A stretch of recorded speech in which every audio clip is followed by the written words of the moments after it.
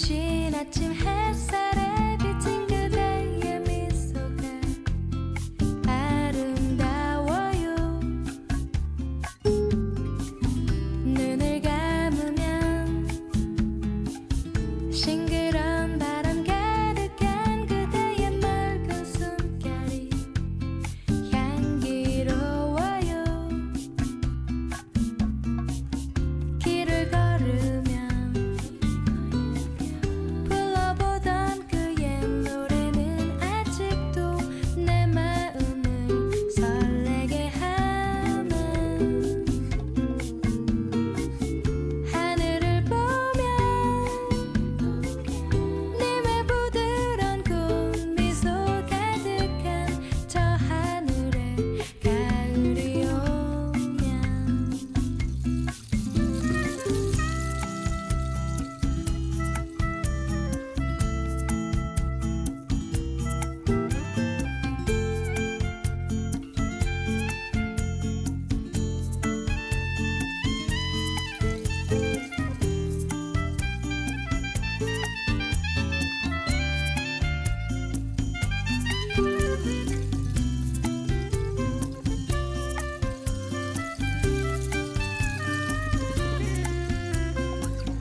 가을이 오면 호숫가 물결 잔잔한 그대의 슬픈 미소가 아름다워요.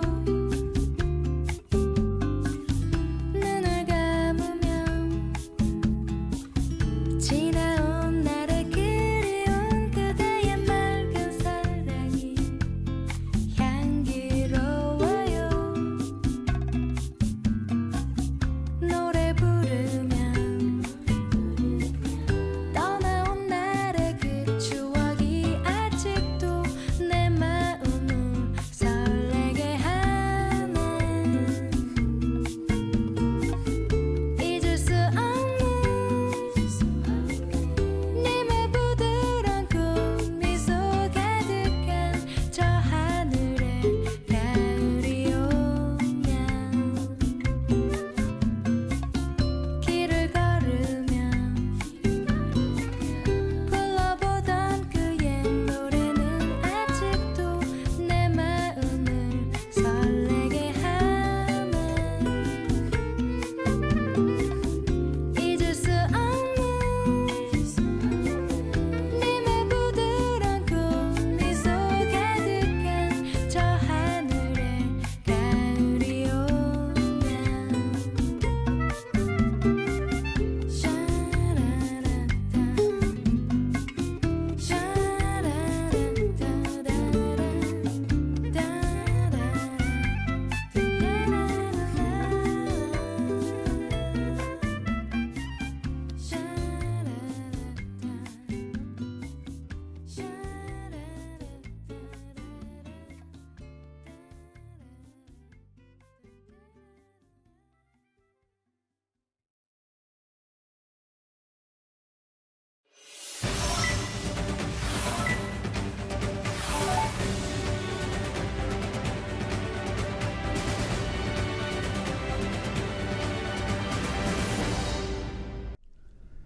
여러분의 저녁을 책임지겠습니다. 소통하는 재미 뉴스프리 데스크 아나운서 김민호입니다. 안녕하세요. 성지영 기자입니다. 수술실 CCTV 설치 내용을 담은 의료법 개정안이 오늘 국회 상임위를 통과했습니다.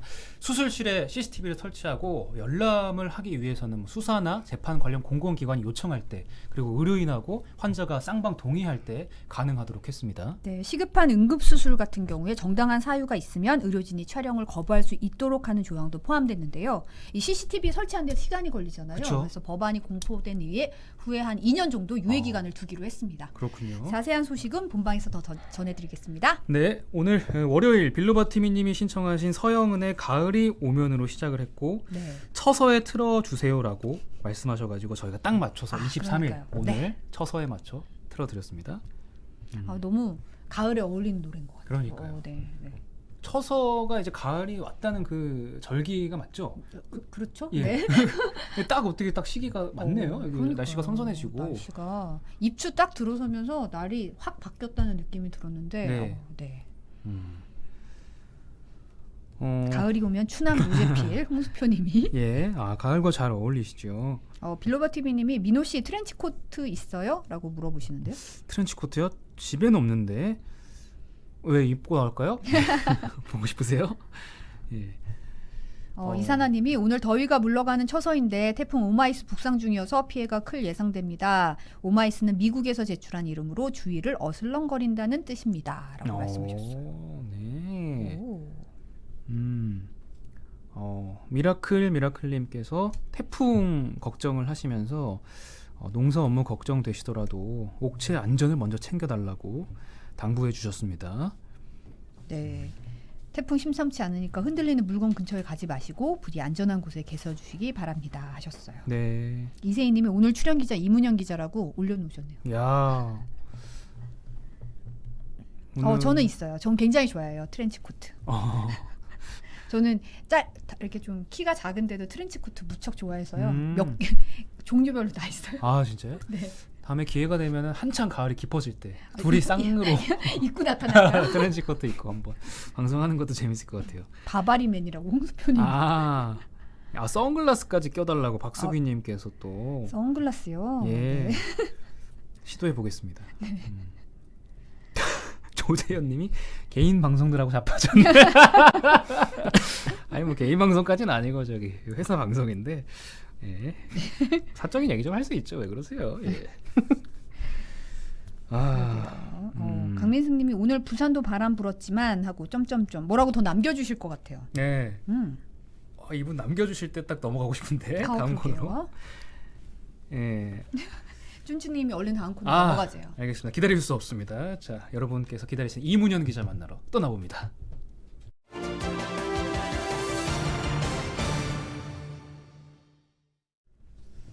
오늘 프리 초대석은 경제팀의 이문현 기자가 첫 출연했습니다. 어서 네, 오십시오. 어서 오세요. 반갑습니다.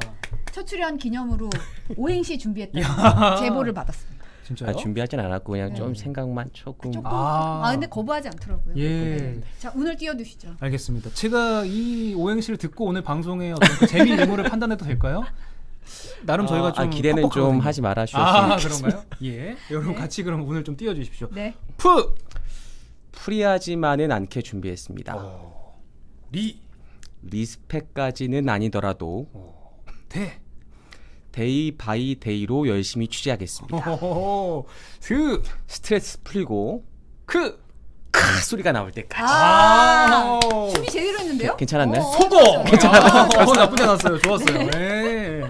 여러분 어떠셨어요? 네. 아니 준비를 해왔다는 그 정성 자체가 그러니까요. 일단 너무 감동인데요. 네. 예. 이런 분들이 없으셨거든요. 그러니까요. 예. 네. 이 정도면 반응이 좋은 건가요? 그럼요. 심은정님이 심오하다. 잘하네. 짝짝짝 나왔습니다. 예. 미라클님이 토요일에 마지막 편까지 잘 시청하셨다고. 야, 지금 반응이 너무 좋은데요? 기대 안 했는데 베스트다라고. 크라이시스님이. 네. 어렵다고. 첫 출연이 어렵네요. 예. 네. 노력상이라고 사막이. 감사합니다. 네. 혹시 노재필 기자가 시킨 건 아니시죠? 다른 선배가 시켰어요. 다른 선배. 예. 다른 선배 김윤미 기자가 아. 시켜놓고 저한테 제보했습니다. 그렇군요. 오행수 시켰으니까 꼭 시키라고. 아. 네. 이런 제보 환영합니다. 네네. 네, 곧 나오시겠죠. 나오면 한 7행시 갈까요? 좋습니다. 뉴스 프리데스크. 그러네. 7행시까지는 가드려야죠. 예. 네. 철도 안 그래도 뭐 미라클님도 말씀하셨는데 철도 연속 기획 보도록 6개나 했어요.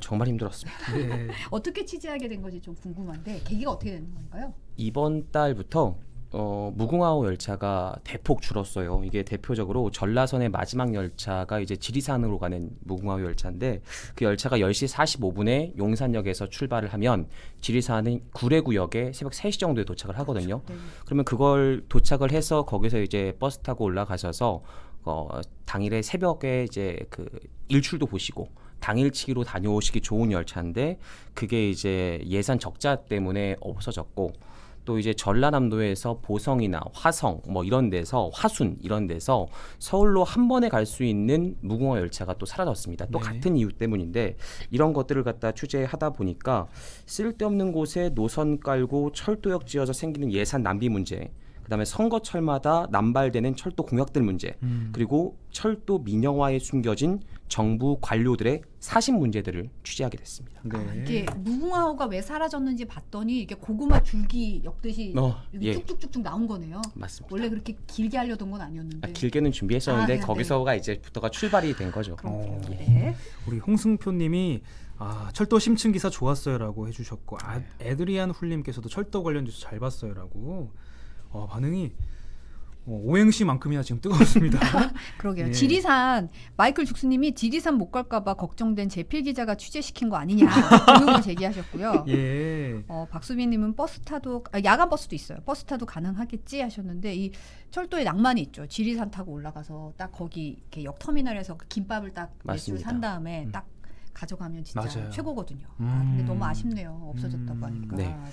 네, 저도 그 보도를 봤지만 철도 취재를 하시려면은 진짜 기차 타고 이제 가셔야 되잖아요. 말씀하신 대로 엄청 힘드셨을 것 같아요. 그러니까 이제 서울에서 취재를 하는 거면 하루에도 여러 가지의 취재들을 할 수 있는데 저희가 같이 취재했던 그 차주혁 선배랑 같이 취재를 했었는데 네네. 저희가 전남 무안, 보성, 목포, 익산, 충남 공주, 속초 등등을 다녀왔거든요. 이게 거리가 이게 상당하다 보니까 그러니까. 한 곳만 갔다 와도 1박 2일 일정을 잡고서 해야 되는 거예요. 그래서 예. 기초 자료 조사하고 현장 취재하고 인터뷰하고 하는데 한 달 정도 걸렸거든요. 근데 이게 다행인지 불행인지는 모르겠는데 저희가 이제 최근에 이제 올림픽이 있지 않았습니까? 그렇죠. 네. 올림픽이 있어서 저희 그때 올림픽 기간 동안에는 스포츠 뉴스가 확 늘어나고 그렇죠. 저 일반 뉴스가 줄잖아요. 네. 그래서 이 기간 동안에는 그동안 못했던 일들을 좀 해야 되겠다라고 생각을 하고 있었는데 이 나태한 마음을 선배가 또 어떻게 하셨는지 이 기간 동안 이거 꼭 해야 된다고 하셔가지고 하게 됐습니다. 그래도 예. 물론 이제 상당히 뿌듯한 취재였습니다. 네. 한님도 진짜 고생 많으셨네요. 더미네이터님이 기자님 정말 감사합니다. 웬트님이 철도 연속 보도 정말 좋았습니다. 이거 정말 바꿔야 합니다. 기차가 갑자기 점점 사라지고 없어서 타기가 너무 힘들어지고 있다고. 네. 또하루님이 흑자 노선에서 돈 벌어서 적자 노선 운영하는 게 철도의 공공성이죠 하셨고 마이클 죽수님도 다큐 수준이네요라고 말씀을 하셨는데 저희 잠깐 보도 영상 잠깐 보고 또 얘기 나누겠습니다. 매일 밤 10시 43분에 용산역을 출발해 새벽 3시에 전남 구례구역에 도착하는 무궁화호 열차. 전라선의 마지막 남은 심야 열차입니다. 새벽 산행을 이제 하기가 좋은 시간이 이제 되는 거고 해 뜨는 시간도 이제 맞출 수 있고. 하지만 7월 31일을 마지막으로 중단됐습니다. 적자가 난다며 코레일이 없애버렸습니다. 없어진 무궁화호는 또 있습니다. 매일 아침 6시 51분 전남 순천을 출발해 용산역으로 가는 무궁화호. 27개역을 지나 서울까지 6시간 반이 걸립니다. 시골 어르신들이 주로 애용합니다. 7번은 간단 말이에요. 1년에 7번은. 내가 병원에 가고 아들 집이 이제 추석도 새로 가고 설도 새로 가고. 이 열차도 8월부터 사라졌습니다. 이제 보성이나 화순에서 서울에 가려면 광주까지 가서 갈아타야 합니다. 내려서 물어서 또 다른 일 갈아타면 얼마나 고생했지. 걸음도 잘 못 건지. 우측 한 번이나 가면 우측 찾아가야 될까. 진짜 아들들도 다 가고만 이제. 바깥 타기가 참 어렵습니다. 그것이 농어촌 고령화 된 사람들 손발을 묶는 거와 똑같아요 지금.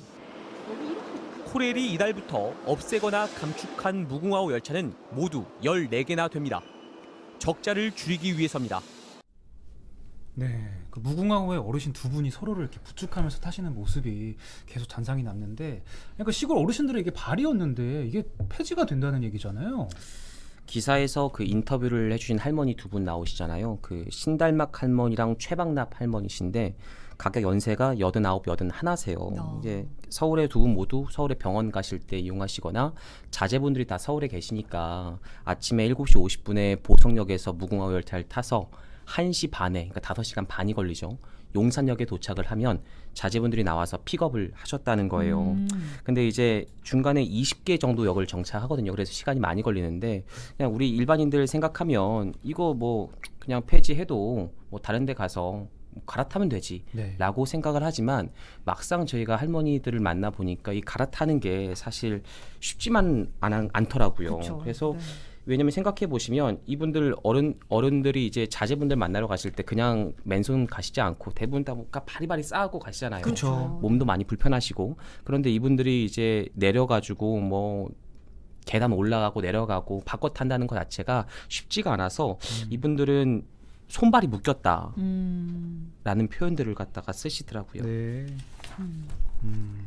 안 그래도 크라이시스님이 시골에 무궁화호 안 그래도 하루에 두세 번 다니던데 그것마저 없애면 어쩌자는 거냐. KTX를 시골에 다 투입할 거냐라는 얘기를 하셨고 박정호님은 버스처럼 환승을 통한 열차 운행이 활성화돼야 한다고 말씀을 하셨어요. 네, 김성원님은 광주까지 갔다가 내려와야 된다. 이걸 어떻게 갈아타는지 이제 예. 걱정이 되는 말이고요. 맞아요. 네. 갈아타는 것 자체도 굉장히 이제 어르신분들에게는 진짜로 그쵸. 힘든 조이 일이죠. 에스더님이 젊은 우리도 힘든데 하셨어요. 해당아님도 열차 없애지 마라. 시골 사람들은 어떻게 살라고 하셨고요.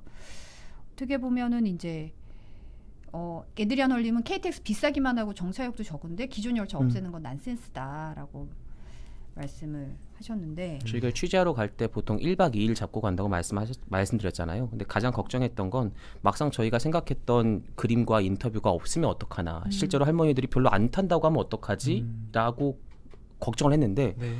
가보니까 저 이장님께 부탁을 좀 드렸거든요. 그런 분들 좀 섭외를 좀 해놔달라고.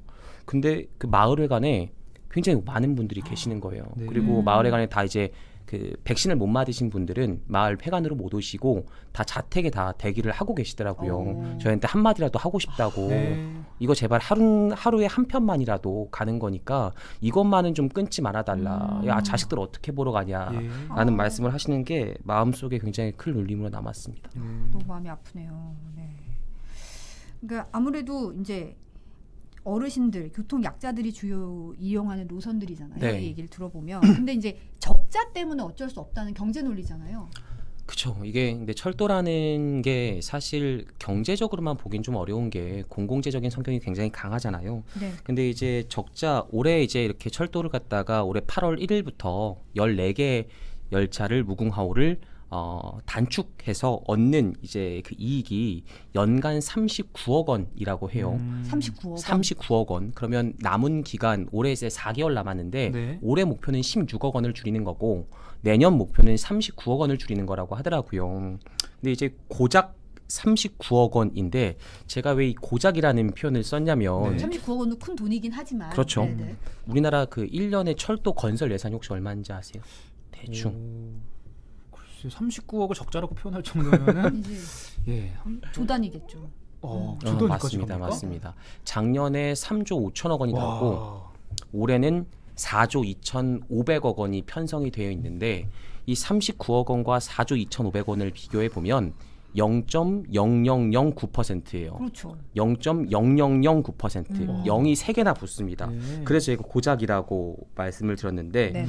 그 대표적인 게 그 이제 호남선 2단계 운행 구간, 그러니까 그 광주 송정에서 목포까지 가는 거 같은 경우에는 고작 운행 시간을 2분 줄이려고 그 2조 3천억 원을 투입하는 사례가 있고 네네. 그다음에 이제 그 공주역 같은 경우에는 수백억 들여서 역을 만들었는데 사람들이 하루에 몇백 명도 이용하지 않는 곳들도 있거든요. 물론 하루에 이제 물론 필요한데 사용도 하겠지만 엉뚱한데 돈 들어가는 곳이 상당히 많습니다. 그런데 네. 고작 39억 원 아끼려고 할아버지 할머니들 자식 보러 가고 치과 갈 때 타는 열차를 끊는다는 게 상식적으로 저는 이해가 잘 가지 않더라고요.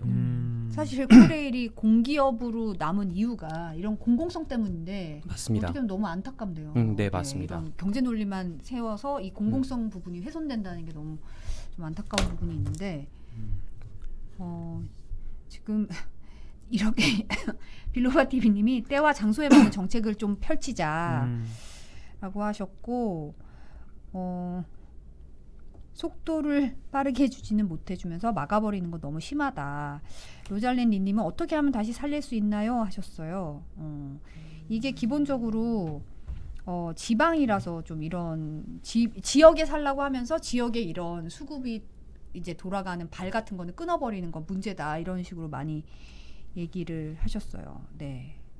춘춘이님도 정말 마음이 네. 아프네요 하셨고요. 네.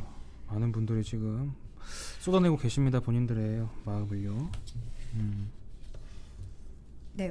네, 이게- 네. 이게 그렇게 어려운 지금 상황인가요? 결론부터 말씀드리면 어렵습니다. 이게 2017년부터 2020년까지 4년 동안 쌓인 적자가 1조 9천억 원이에요. 코레일의 적자가. 이게 배경부터 조금 말씀을 드리면 철도 사업 중에서 유일하게 흑자가 나는 게 KTX밖에 없어요.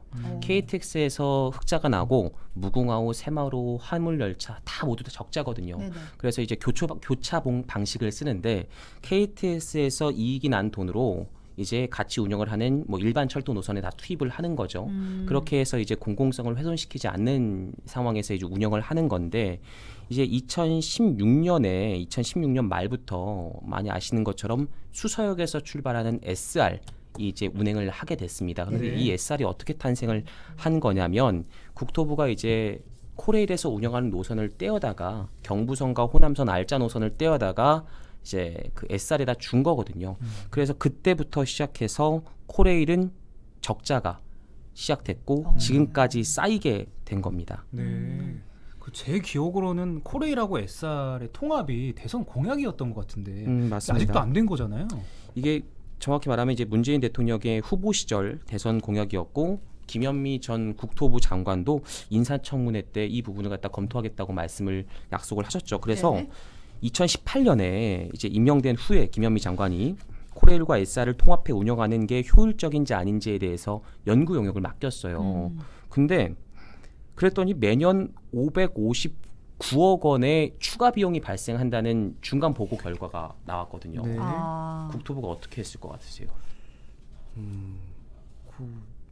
그래서 안 한 건가요? 아니, 당시의 연구 당장의 증언에 따르면 네. 본인이 559억 원의 이제 그 적자가 난다는 걸 비용이 추가로 발생한다는 걸 국토부에 보고를 하니까 며칠 뒤에 전화를 받았다고 해요. 연구를 중단하라. 그래서 현재까지 오게 된 겁니다. 그러면 사실은 국토부가 철도 통합을 방해하는 거 아니냐 이런 의혹일 수도 있잖아요. 그렇죠. 저희가 그 의혹을 가지고 취재를 했는데 제가 당시에 이 연구 단장에게 보고를 받았던 게 현재 국토부 2차관, 현재 이제 철도, 뭐 교통 관련돼서 총괄하시는 분이에요. 당시에는 철도 국장님이셨는데 이 분에게 중단된 이유가 무엇인지 물어봤더니 쫓아가서 제가 물어봤거든요. 네. 답하지 않으시더라고요. 그리고 나중에 이제 서면으로 주신 답변이 2018년 12월 8일 날 강릉에서 KTX 탈선 사고가 났습니다. 네네. 그래서 16명이 다친 사고였는데 이 사고 때문에 안전에 대한 용역까지 함께 수행시키기 위해서 현재 하고 있는 통합 관련 연구를 중단시켰다는 해명이 주요 이유였어요. 그런데 이 해명이 좀 되게 궁색한 게 뭐냐면 네. 연구단장이 국토부에 559억 원 추가 비용 발생에 대한 보고를 한 건 하고 중단하라는 전화를 받았다는 건 2018년 10월 달 일이고 사고가 난 건 그로부터 2개월 후인 2018년 12월 달 얘기예요. 중단이 먼저고 사고는 그쵸. 두 달 후고. 그러면 당시에 국토부 관료들이 뒤에 사고 날 걸 예견하고 용역을 중단시킨 게 아니라면 이게 앞뒤가 안 맞는 말이잖아요. 시기적으로 맞지가 않는 얘기죠. 그래서 이제 국토부 이런 내용들이 알려져서 작년엔 국정감사 때 되게 크게 이슈가 됐었거든요. 네. 그래서 부랴부랴 또 돈을 주고서 다시 또 용역을 시켰어요. 그런데 이번에는 이제 그 연구 용역을 맡았던 곳이 논란인데 이게 한번 국토부 관련들 한번 되었잖아요. 559억 원이라는 돈이 추가로 나온다고. 그런데 이번에는 한국교통연구원이라는 곳에 맡겼어요. 네. 그러니까 연구 그 기관을 바꿨네요. 그렇죠. 기관을 바뀌어서 맡겼는데 이곳은 어떤 곳이냐면 당시 2011년 12년에 SR과 코레일이 분리돼야 한다라는 논리를 세웠던 곳이거든요. 그러면 지금 답정론데요? 그러니까 지금 연구하시는 분들은 자기 선배들이 하셨던 그 연구 논리들을 모두 다 뒤집어야 되는 상황인 거예요. 만약에 합쳐야 된다면 맞아요. 네. 그래서 제가 좀 너무 이상하잖아요. 그럼 뭐 과연 공정하게 연구를 할 수 있을까? 그래서 아니나 다를까 취재를 좀 해보니까 네. 여기 책임 연구원이 총 4분이 연구원이신데 네. 2분이 책임이고 2분이 일반 연구원이시거든요. 책임 연구원 중 한 분이 저번 달 7월 달에 SR에 계속 특강을 나가시는 거예요. 네. 그래서 내용을 봤어요. 무슨 특강을 하시나 그랬더니 내용은 SR의 졸림 이유를 찾아라. 그래서 제가 물어봤어요. 근데 이런 사고방식을 가진 분이 과연 연구를 공정하게 수행을 할 수 있을까? 근데 이분 대답이 저는 좀 당황스러웠는데 본인은 SR 분리로 인한 이익이 더 크고 이런 의사표현을 하는 게 본인이 팀장이 아니기 때문에 상관이 없다. 이렇게 말씀을 하셔서 제가 순간 할 말을 잃었죠. 어떻게 대답을 해야 될까. 그래서 그냥 우선 리포트에 그냥 담긴 했는데 네네. 좀 당황스럽더라고요. 이런 생각을 갖다 그대로 표현을 한다는 것도 그렇고 가지고서 연구를 한다는 것도 그렇고 여러모로 좀 이해가 가지 않았습니다. 그러네요. 현장에 없는 저희가 듣기도 이해가 안 가는 말씀인데요. 예. 네네. 자, 아까 그 올해 철도 건설 예산이 4조 원 넘는다고 말씀을 하셨잖아요. 네. 근데 이것도 사실 얘기 듣다 보니까 진짜 4조 원이 넘나 이런 좀 의심이 들거든요. 어떻게 좀 평가하십니까? 저희가 아까 이제 무안공항, 그러니까 호남선 2단계 구간을 말씀을 드렸는데 그게 이제 올해부터 이제 그 공사가 시작이 됐어요. 그래서 올해부터 5년 동안 2조 3천억 원이 들어가고 올해는 특히 또 이제 GTX 노선들 건설이 많잖아요. 그렇죠. 그래서 이제 그 투입되는 비용들이 많습니다. 그래서 아까 호남선 2단계 구간 같은 경우에가 대표적인 낭비 사례인데 2분을 줄이려고 2조 3천억 원을 투입하는 게 그 전남에 무안공항이라고 있습니다. 네네. 무안국제공항이라고 있는데 여기 같은 경우에는 거의 유령공항이에요. 최근에 가시면 국제공항인데도 불구하고 일주일에 비행기가 4편 뜹니다. 일주일에 하루가 일주일에 아니고요? 4편 뜹니다. 예. 뭐 화요일 날 2편 뜨고 목요일 날 2편 뜨고 제주도 가는 비행기만. 그렇다 보니까 사실 사천공항 국내에서 이제 인천공항 제외하고 총 14개 공항이 있는데 사천공항 같은 경우에는 군공항이기 때문에 이거 제외하고 그중에서 이용률이 꼴찌예요. 그런데 지역 공무원들이나 지역 정치인들은 이 공항을 이제 활성화시키려면 여기다 KTX를 놔야 된다라고 주장을 하시는데 이 국책연구기관 KDI에서 조사한 걸 보니까 여기다 KTX를 놔도 실제로 KTX를 타고 오는 사람들의 비율이 4%도 안 된다라는 연구 결과가 있거든요. 네네. 그런데도 불구하고 지금 그 공사를 시작하고 있습니다. 네. 지금 코나커피님이 2분 줄이고 2조 쏘고 2조 쓰고 39억 아끼고 할머니들 못 움직이게 무궁화 없애고라고 정리를 하셨습니다. 네. 어떻게 보면 요거 사례에 관련해서는 영상 저희가 준비했는데요. 보도 영상 잠깐 보고 또 얘기 나누실게요. 용산발 목포행 KTX 열차. 광주 송정역을 지나면 시속 100km대로 속도가 떨어집니다. 광주에서 목포까지는 아직 일반 철도입니다. 이곳을 고속화하는 공사가 2달 전 시작됐습니다. 77km 구간 공사에 2조 3천억 원이 듭니다. 시간이 얼마나 단축될까? 현재 광주 목포 구간 운행 시간은 35분. 그런데 고속 처리 완공돼도 33분이 걸립니다. 겨우 2분 줄이자고 2조 원 넘게 쓰는 셈입니다. 이렇게 된 건 무안공항 때문입니다. 무안국제공항은 2007년 완공된 이후 이용객이 없어 애물단지 논란이 일었습니다. 지역에서는 KTX역을 만들어달라는 여론이 들끓었습니다. 결국 2017년 정치권은 기존 노선을 변경해 무안공항역 신설에 합의했습니다.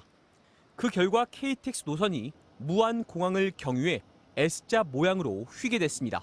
철도를 놔주면은 바로 접근할 수가 있으니까 이용객이 반드시 늘어난다고 보고 있습니다. 하지만 국책연구기관 KDI의 예측은 다릅니다. 무안공항이 활성화돼 이용객이 하루 평균 6천 명을 넘더라도 그중에 KTX 이용객은 하루 250명, 4%도 안 된다고 예측했습니다. 네. 뭐 코로나 탓도 있겠지만 공항 자체가 좀 텅 비었고 뭐 이용하는 이용객을 찾아보기가 좀 힘든 상황인데 맞습니다. 저런 거는 누가 결정을 한 거죠? 네. 그 우리나라에서 그 철도망 국가 철도망 계획은 국토부에 있는 철도산업위원회가 합니다. 여기 위원장은 이제 국토부 장관이고요. 그런데 저 사례만 봐도 상식적으로 납득되지 좀 않잖아요. 그렇죠. 그런데 국토부에 저걸 결정하시고 논의하시는 공무원들도 저를 모를 리가 없거든요. 네. 똑똑하신 분들이니까.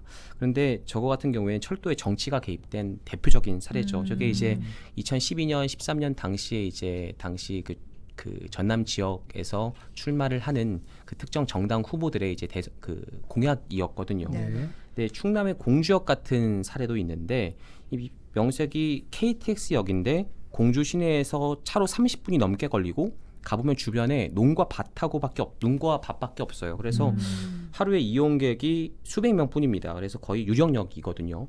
근데 이것도 왜 그렇게 애매한 곳에 만들어졌는지 보니까 지역 자치단체 4곳이 만들어 달라고 요구를 하니까 불평이 안 나오게 그 중간에 역을 만든 거예요. 네. 그래서 덕분에 이거 만든 관료들은 욕을 먹지 않고 정치인들도 내 할 일 다 했다라고 얘기를 할 수 있는데 아무도 이용하지 않는 그런 역이 된 거죠. 그리고 이렇게 정치가 이제 그 철도역에 개입하다 보면 역에 대한 수요 예측도 엉터리로 될 수밖에 없고 결국엔 정치인의 입김에 따라 건설이 되는 거죠. 그게 다 세금이잖아요. 다 세금입니다. 예산이 그런 식으로 낭비되니까 참 문제가 좀 심각하네요. 정말 맞습니다. 필요한데 쓰여야 되는데. 그래서 좀 화가 났어요. 사실 이게 예. 추리할 때 화가 별로 안 나는데 네. 이건 좀 화가 좀 많이 나더라고요. 우리 심은정님도 지자체 단체장 국회의원들 항상 선거 공약이다 이렇게 말씀해 주셨고요. 화스님이 철도 연속보도 기자님 정말 존경합니다. 국민이 알아야 할 알아줬으면 하는 제대로 된 사회 얘기를 알려주신 것 같아 감사합니다 하고 네. 보내주셨어요. 아, 네. 댓글이 실시간으로 올라오니까 보기가 묵묵하네요. 네. 예. 내년에 이제 대선도 있고 지방선거도 있는데 그러니까요. 벌써부터 이 철도 관련 공약들이 막 눈에 보여요. 진짜 이게 우리 국민하고 또 직결된 정책이고 맞습니다. 공약이다 보니까 네. 주의 깊게 좀 봐야 될 것 같아요. 집값이 많이 올랐잖아요. 예. 그래서 이제 이 공약을 저희가 직접 언급되면 어떤 대선 후보는 특정이 되니까 건너뛰고 이 철도가 놓이게 되면 교통이 확 개선이 되고 교통이 개선된다는 건 또 집값과도 직결되는 문제잖아요. 그렇죠. 사람들이 집값에 대한 관심이 굉장히 높다 보니까 사실 이 집값과 이제 그 표는 연결돼 있다고 저희는 보고 있거든요. 그러다 보니까 정확한 수요 예측 없고 정치적 논리에 의해 철도가 놓이게 되면 건설비 소조원뿐만 아니라 앞으로 100년, 200년 이게 계속 세금이 꾸준히 투입이 되는 거잖아요. 그 운영하고 관리를 또 해야 되니까. 네. 그런데 이 39억 원이 없어서 발이 끊긴 어르신들 사례를 떠올려 주시고 무분별하게 쏟아내는 공약과 그론에 흔들리는 이 관료들에 대한 필터링이 정말 필요한 시기라고 네. 생각이 듭니다. 네. 오늘 경제팀의 이문영 기자 첫 출연 나오셔가지고 본인이 아주 힘겹게 취재한 내용 풀어주셨는데 첫 출연 어떠셨어요? 아 사실 굉장히 떨려요 지금. 지금 아니, 전혀 티가 안 너무 나요. 티가 안 나는데? 중계를 할 때보다 방송 중계를 하는 것보다 굉장히 떨립니다. 지금 그 국토부 관련해서 취재도 계속 하고 있잖아요. 이게 국토부 취재도 계속 하고 있고 저희가 이제 이 원래 같이 준비했던 이제 국토부 관련도 아까 사심이 들어간 국토부 관련들에 대해서 이제 취재를 했다고 말씀을 드렸는데 그 부분은 저희가 더 취재를 보강을 해서 9월 중순 정도에 다시 또 이제 보도를 할 계획입니다. 네. 후기는 그때 가서 또 모셔서 예. 듣겠습니다. 네. 오늘 감사합니다. 감사합니다.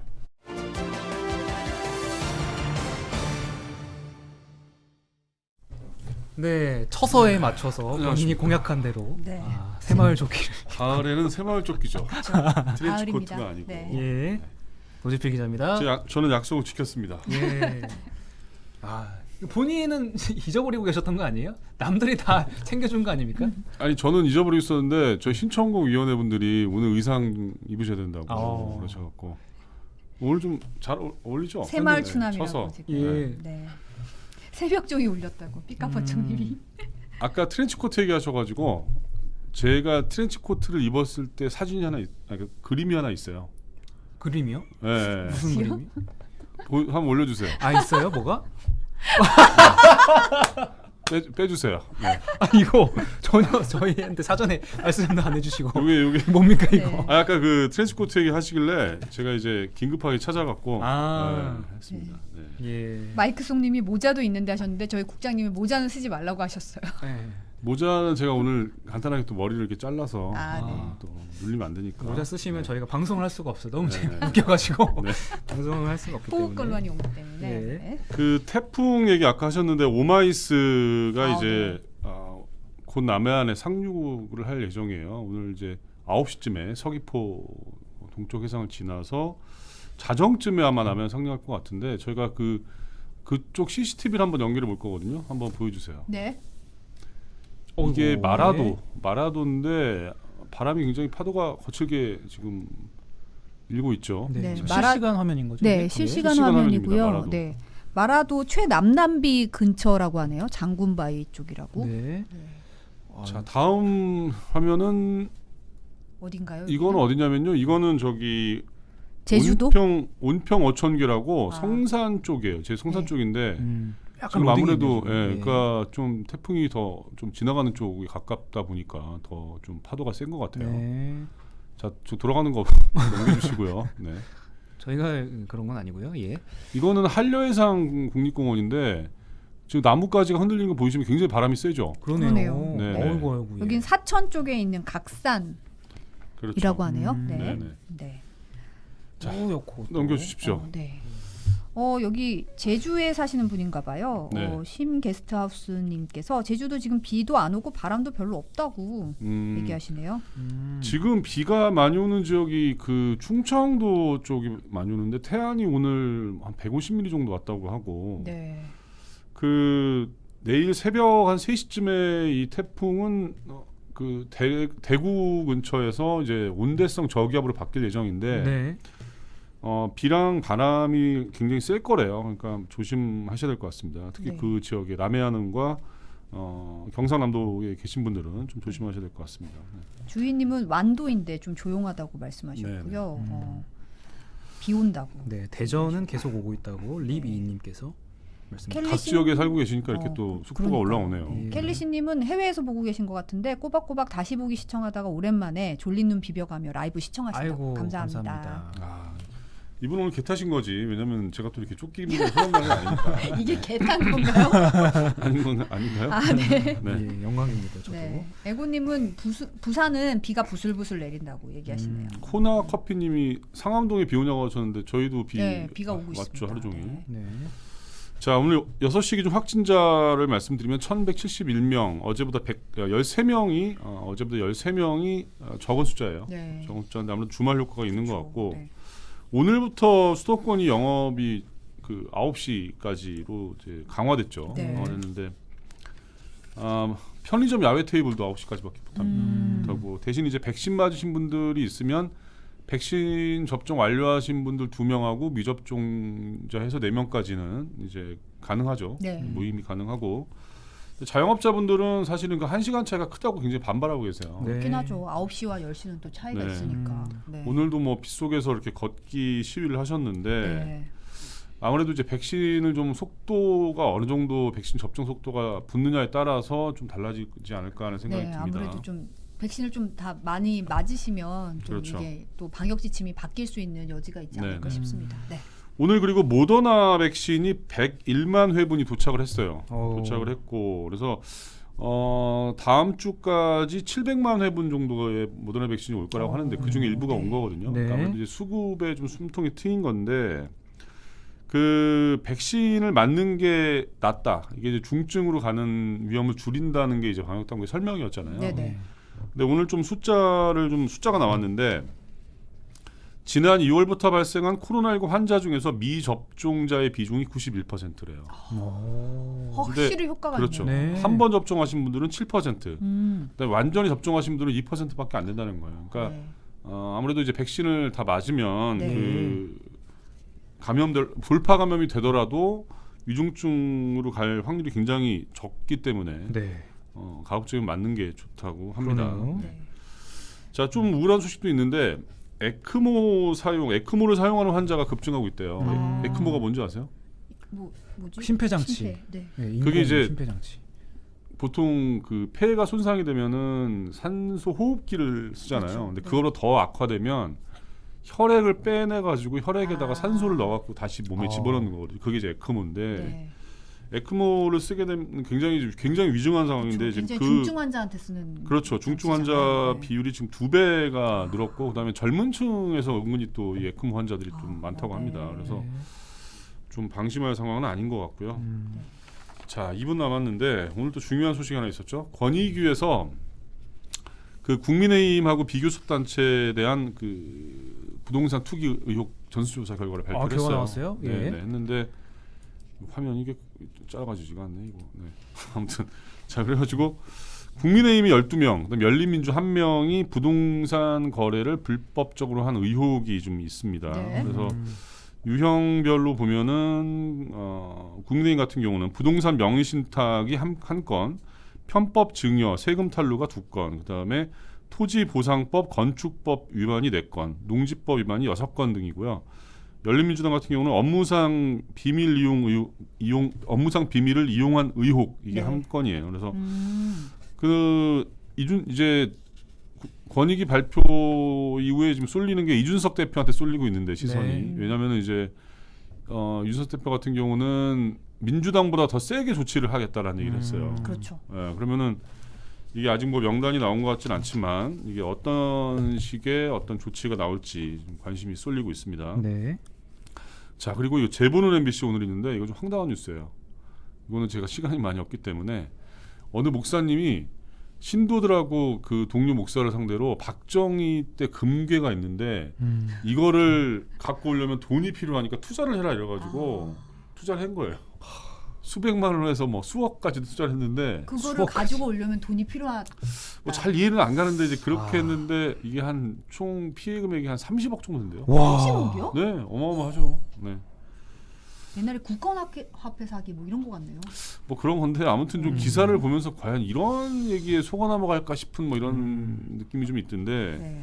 이 정도면 뭐 목사님이라고 하기는 좀 힘드네요. 목사님은 아니고 제가 뭐 다른 말은 하지 않겠습니다만 네. 좀 심지어 그 목사님- 같은 교회 목사가 그 목사한테 또 그랬잖아요. 그렇죠, 그렇죠. 예. 네. 아무튼 이렇게 저희는 또 알차게 오늘 마쳤고 굉장히 날이 갈수록 잘 어울리는 것 같습니다.